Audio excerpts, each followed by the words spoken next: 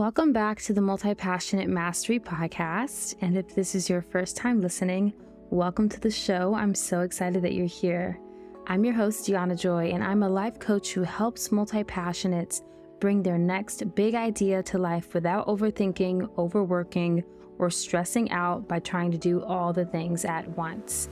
On this podcast, you'll find holistic solutions to common problems that multi-passionates face, like not knowing what to focus on, not knowing which project to start with first, or generally feeling all over the damn place. My work is designed specifically for multi-passionate creatives because there is a huge lack of support for those of us who are not interested in just choosing one thing.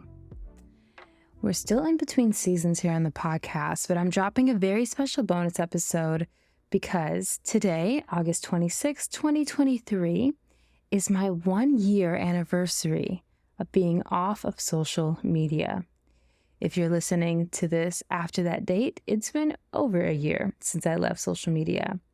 I knew that when I hit 1 year, I wanted to create a case study sharing how it has impacted me, and that's what we're going to be diving into today. But first, let's do a little bit of housekeeping. I want to remind you that if you'd like to be alerted when season 4 of this podcast airs, please join my email list. That's the best way to stay in touch and keep up to date with everything that I've got going on, all the fun things that I'm creating for you that are coming out really, really soon. So you can sign up for my email list down in the show notes. And then when you join, just opt in for podcast updates, and I'll definitely let you know when season 4 airs.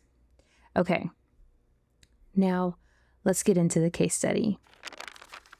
Leaving social media was a personal choice, but as an entrepreneur, I also had to consider how it could both positively and negatively impact my online coaching business.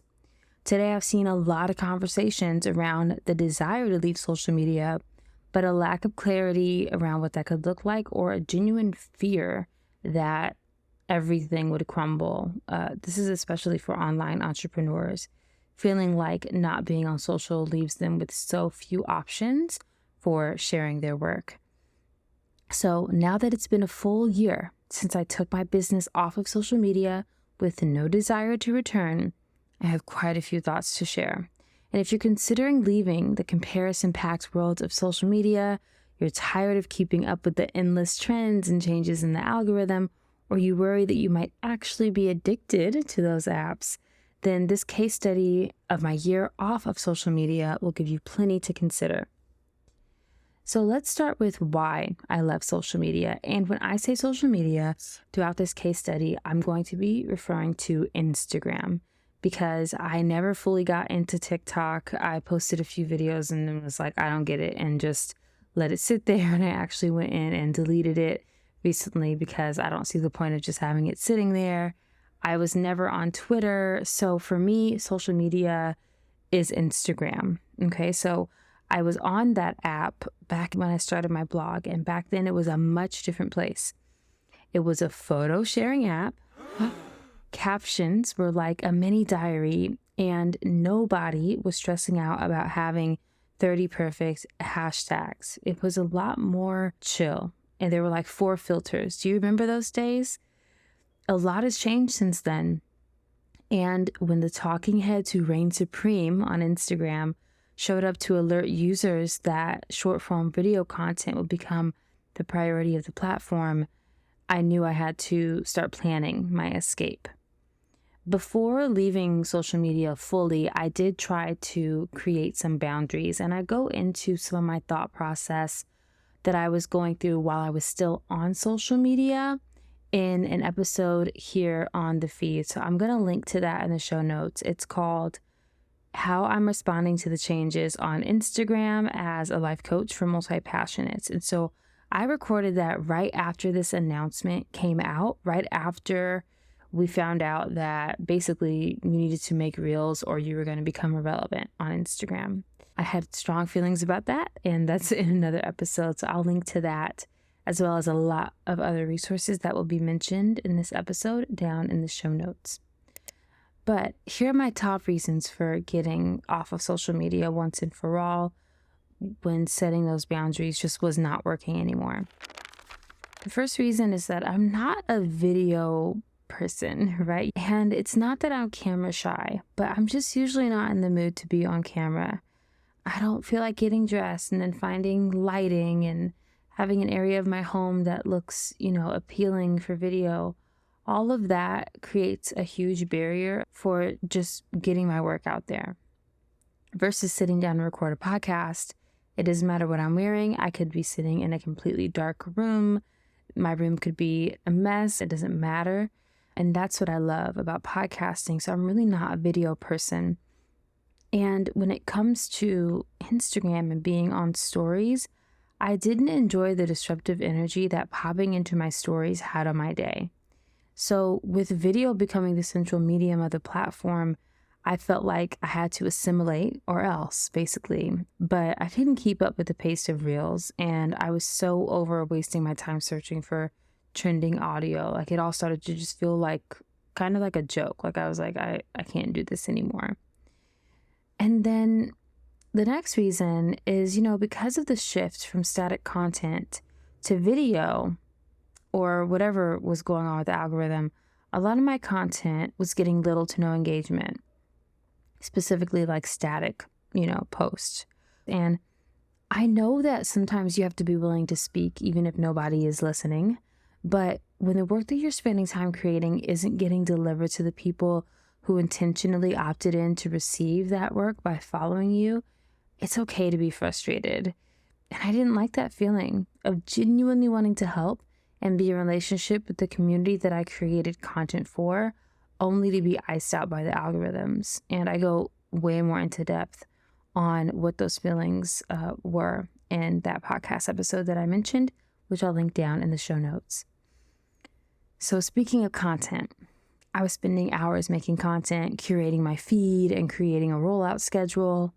And I remember having thought, imagine how much time I would get back if I wasn't on this platform at all. And that started as a fantasy, like, wow, just imagine, wouldn't it be nice? But it became something tangible that I got serious about creating for myself. I got serious about answering that question. Another reason why I left was I was not, quote unquote, closing clients in the DMs. I had a few fun conversations, but it wasn't like my DMs were flooded with potential clients asking how they could work with me. And, there are a lot of coaches and strategists out there who teach that if you don't have clients in your DMs, it's because your content is not up to par, or you're not speaking in a specific way, or you don't have the right calls to action.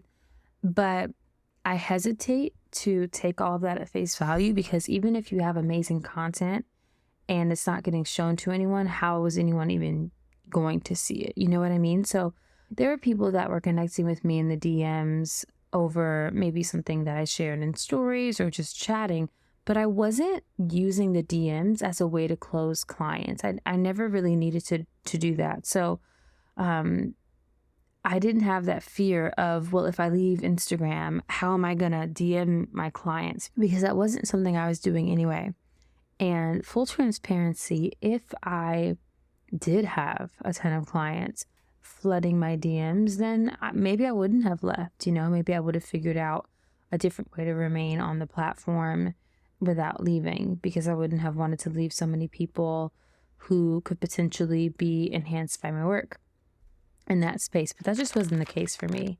Next, I craved spaces where long form content was desired. So, I wanted to focus on podcasting and writing articles, and I realized that creating long form regenerative content is much more sustainable than making short videos with the hopes of going viral. It felt like a better place to spend my time. And then, of course, there's the fact that I was comparing myself with others. I don't even feel the need to explain that, because I know that you get it if you spent any time at all on Instagram. I was also addicted to the app. I was constantly checking it, and I don't feel the need to explain that either, because you probably know how that feels. And it just in general was not doing my mental health any favors. I know you know how that is too. So that's why I left social media, all of those reasons. And now let's talk about how. This is way more simple. So around the time I was planning to leave, I found a podcast called Off the Grid, Leaving Social Media, hosted by Amelia Rubey. I binged the entire first season, and in each episode, Amelia gave a step-by-step playbook for taking your business off of social media, and she was specifically talking about Instagram, so it could not have been more timely. I followed her advice, and I added in a few of my own strategies, so here's a snapshot of my exit plan. First, I chose a date to leave, and I mentioned that date repeatedly in all content leading up to it. Then I let folks know where else to find me, so my email list, my podcast, or following my articles on Medium. Then I decided what I wanted my legacy feed to include. A legacy feed is a static feed that you leave up on the platform so that if someone happens to find you there, they can be guided towards your other platforms of choice. I also got clear on what I would be focusing on once Instagram was out of my life and my business. This is a really important step because this is what put me in the mindset that I was gaining something instead of losing something. I was gaining more time to pour into my podcast. I was gaining more creative space to think about long form regenerative content that could serve my community for years versus something that's going to be on the feed for a day. So that was really, really important, getting clear on what I would be focusing on instead once Instagram was gone. And then I recorded my final reel, shared what I wanted to be remembered for on the platform. And then when August 26, 2022 came, I logged off and never looked back. I, in this entire year, have not once logged into Instagram. I have not logged in just to check my DMs real quick. I never went back. All right, so that's the why and the how. Now let's talk about some personal stuff. Let's talk about how leaving social media has impacted me on a personal level. Even though I was on social media and on Instagram to promote and share my work regarding my business, leaving was a very personal choice that I made with my mental health in mind. When I made the choice to finally leave and I picked a date and I told a few people, oh my gosh, I'm going to be off of the platform for good. Like I'm not doing any more of this boundary setting that isn't working. I'm done. I'm taking my business off of social media. And I truly made that decision. I felt an immense weight lifted from my shoulders. It was like I no longer had to engage in this battle between my mental health and this platform. And I remember crying in the shower like weeks before my actual log off date because I felt so much relief. And I also felt that I was prioritizing my needs and taking very good care of myself by choosing to walk away from a platform that was no longer serving me. We hear people say things like, walk away from things that aren't serving you, but how many of us actually do that? It's really hard, for a lot of us. So I felt really proud of myself and so relieved. The next way that it impacted me was that I had a lot more boredom, and boredom leads to creativity. So one of the most exciting aspects about leaving social media was the amount of time that I got handed back to me as a result. I no longer had to spend my creative energy thinking about what content the algorithm was eating for lunch that day. And instead, my brain was free to daydream without a constant influence of content. As a creative person, I need to let myself get so bored that my mind starts to generate creative ideas and concepts and visions of the future. Time spent daydreaming can be really difficult to come by when every idle moment is filled with another quick scroll. So I gave myself the gift of being bored. And as a result, my creativity was enhanced and continues to be enhanced even a year later. It's more easy to be present. I think this is something that we can all relate to. When was the last time you hung out with someone and you spent half the time talking to the top of their head because they're looking down at their phone, checking social media? it's annoying, right? And when was the last time you realized that, you're sometimes that person too? That's also annoying. If you've ever deleted Instagram or TikTok from your phone to clear your head for a few days, you know what an immense feeling of spaciousness it can create. Since leaving social media for good, I found it much more easy to stay present when I'm engaging with my friends or with my family. And I'm more present in my day-to-day life. When I'm out on a walk with my son, I'm watching shadows from the trees dancing on the grainy pavement as I thank them for their shade. I feel the cool rush of an unexpected breeze on my skin, and I actually feel it, not just notice it. I really feel it and have that moment. Even a cold sip of water is something that's become a moment to slow down and be more present in my body. If you can't tell, it's summer as I'm recording this, so these are the things that I'm experiencing, and not pulling my phone out to constantly check social media makes it more easy to be present. I'm not going to pretend that leaving social media immediately transformed me into a mindfulness expert, but it's definitely easier to be in the moment and experience the world both internally and externally in a more present way. Let's talk about how absolutely wonderful it was to be off of social media during my 3-month maternity leave. That time that I would have spent mindlessly scrolling and comparing myself to Insta-perfect new moms and buying a bunch of stuff I didn't need because of all the Instagram ads. Instead of doing that, I chose to listen to an array of podcasts. The way that podcasts showed up for me when I was up at all hours of the night nursing a newborn, it gets me emotional when I think about it. And when my partner went back to work and it was just me with a new baby at home, I would pop an earbud into one ear and feel a little bit less alone. Whether I was listening to like an immersive show that took me on an adventure, or getting advice about breastfeeding, or just enjoying some conversation about adult topics, the content I was spending hours consuming was worlds more nourishing than the time I would have spent scrolling on Instagram. And being a podcast host myself, my experience of embracing podcasts as pseudo companions during my maternity leave deepened my dedication for showing up for you right here on my show. Another way that leaving social media has impacted me personally is it's helped me with taking my time to make decisions. So I'm a person who needs to take their time when making decisions. And this is partially due to my human design. I have emotional authority, which means I need to sleep on it. I need to give it a couple days, even a week, to make sure I'm in a neutral space before I make any big moves. And it's also partly due to the fact that I'm a highly multi-passionate person who has a ton of ideas that I want to act on at any given time. So taking my time to make decisions, it allows me to gain clarity about how I can structure my priorities so that I'm able to take action on my big ideas without overthinking, overworking, or trying to do all the things at once. And yes, this is what I help my clients do inside of my coaching program. So I live it and then I teach it.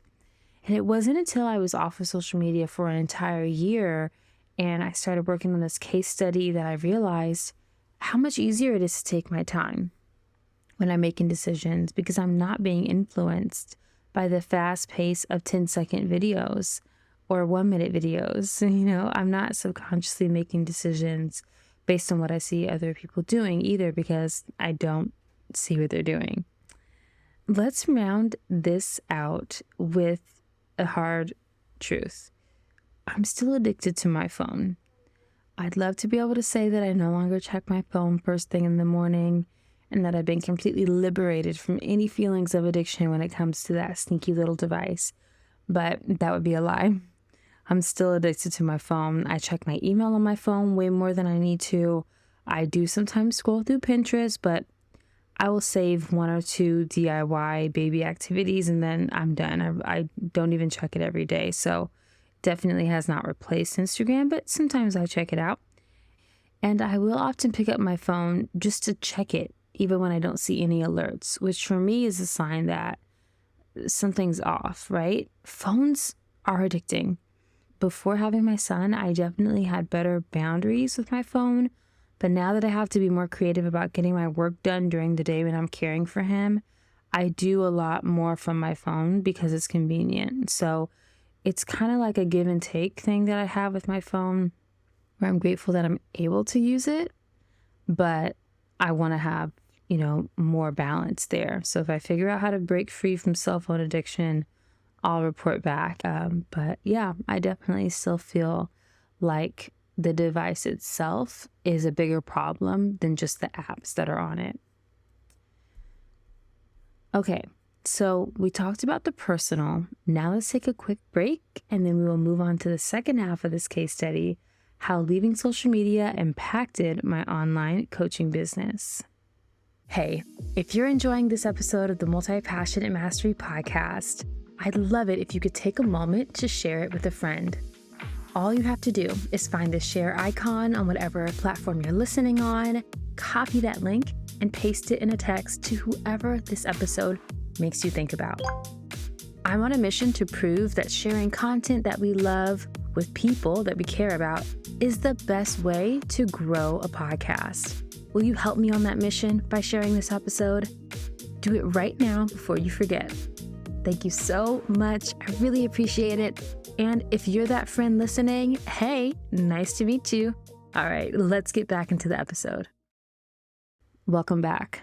Okay, so my online coaching business actually grew after I left social media. In the months after leaving, I signed twice as many clients into my group coaching program as I did the months prior.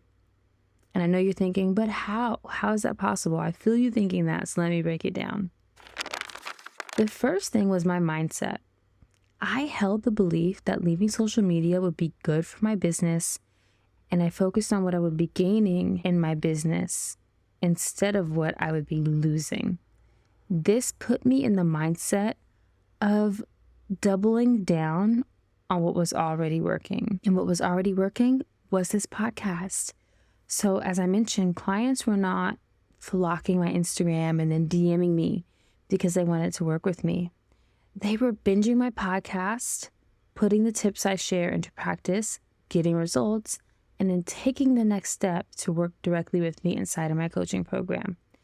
I know this because when clients joined my program, they would fill out an intake form about where they found me, and more and more and more, it started to be, I found you from your podcast, your podcast, your podcast. So I was like, why am I even on social media if that's not where people are finding me?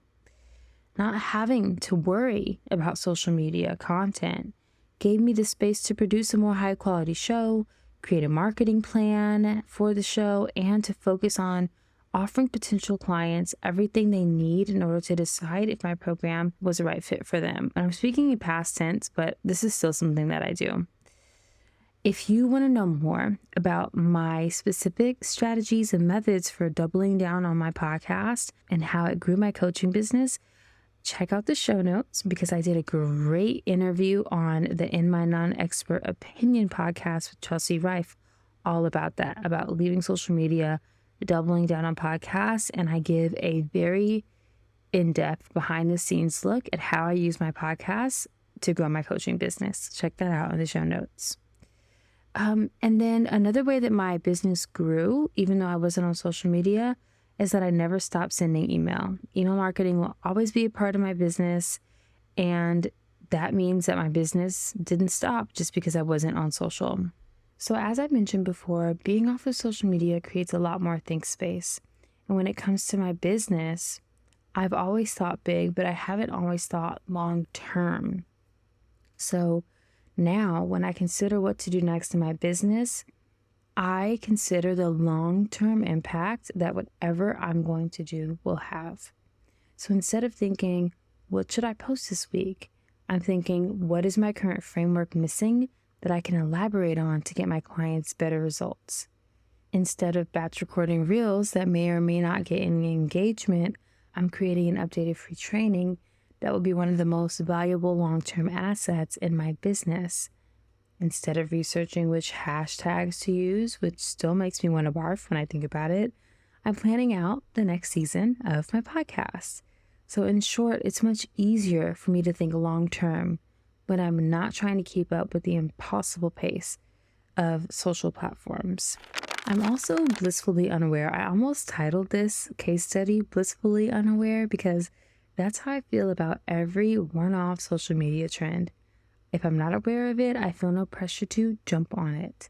This goes for meme trends. Like, remember when everyone was posting on Instagram, little miss this and whatever, and just all these trends. And it's like, as soon as you see it, you better create your version. I don't have the energy for that. And I also am blissfully unaware of larger conversations. I have a friend who reached out to me and was like, I know you're not on social media, but right now everyone's talking about whether or not coaches should be working and teaching if they're not certified. And I was like, what? What? He's like, yeah, it's a huge, loud conversation on social media. And once she told me that, I started seeing that people were also talking about it on their podcasts, and it was a big deal. And I was like, oh, I'm so glad that I'm just blissfully unaware of this. Like, didn't feel the need to chime in, doesn't impact me because I'm not thinking about that. It was a trending topic, and now people aren't really talking about it anymore, probably. I don't know. But I imagine. So I feel like, these trending topics, they come and they go. And I'm just grateful that I have no awareness of them because it's a waste of precious think time that could be spent implementing more long-term strategies, right? We're kind of tying some of these benefits together. Now, I'm going to talk about something that isn't as great. Part of my business strategy is to partner with aligned brands and promote them here on my podcast and also share them on my email list.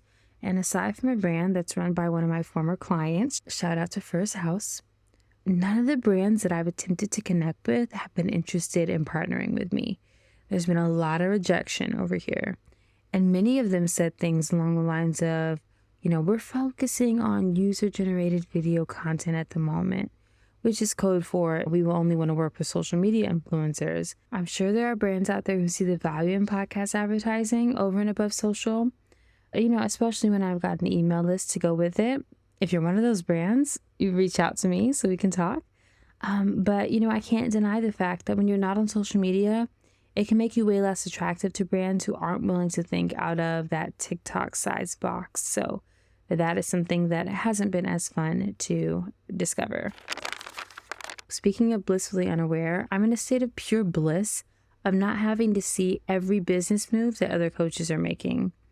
I remember feeling like everyone around me had a picture perfect business and I was failing because I wasn't, hitting the same numbers, or I was seeing someone else post content 3 times a day and feeling like, well, I must not be dedicated because I couldn't keep up with that pace. Today, I could give 2 shits about what any other business owner is doing on social. I'm blissfully unaware. It does not impact me. And I get to joyfully stay in my own lane. I get to mind my own business. So we have covered why I left social media, how I left social media, how it impacted me personally a year later, and how it has impacted my business a year later. Now let's talk about some things that I miss about being on social media. There are a couple of things that I miss, literally only 2 things. And I want to share them here because I don't want to paint a picture that leaves out the negative aspects of getting off of Instagram or any other social media platform. One of my many passions is graphic design, and I miss being able to utilize that passion to create static social media graphics that hardly got shown to anyone because they weren't reels, but still, I loved it. I loved creating those graphics. It was a way to utilize my creativity. I still create Pinterest pins for my blog posts, and I do get back to my love for graphic design via my free digital magazine that I design myself. Sometimes I will create custom graphics to add visual elements to my emails, or I will post content inside of my client community that has a graphic attached. And then I design my own presentation and course materials and things like that. So I still get to use my graphic design skills, but I do miss being able to do that for social because it was a fun way to spend my time. And I don't really do it as much anymore because there's not as much of a need. The second thing that I miss, well, this is less of something that I miss, and it's more something that I thought I would miss after leaving. was meeting new people. I remember thinking, if I leave Instagram, where am I going to meet like cool new people? But the good news is there are so many more places to be in community online than social media. Some groups that I'm a part of at the time of recording this: Mel the Oracle's Inner Circle group, which is a dedicated group about sharing the human side of life. To say that it's refreshing is an understatement. It's such a beautiful community. And I'm in Mariah Coz's Creator Party group, which is a literal party online for coaches and content creators in the online space. It is so much fun. I highly recommend it if you are a fellow coach or content creator. So those are a few of the groups that I'm in. And if you're worried that you're never going to meet any new people once you get off of social media, joining an online or in real life community first could help your transition. I do want to note that Facebook groups don't count because Facebook is social media. And the groups that I'm a part of are not on Facebook. I have tried to engage in a few Facebook groups for like programs that I'm in, and I never can stick with it because I despise that platform as well. I left Facebook long before I left Instagram. I haven't mentioned that, but I just feel like Facebook is so irrelevant these days that I don't even need to talk about it. Okay, we've reached the end of the case study sharing my experience. So let's talk about you.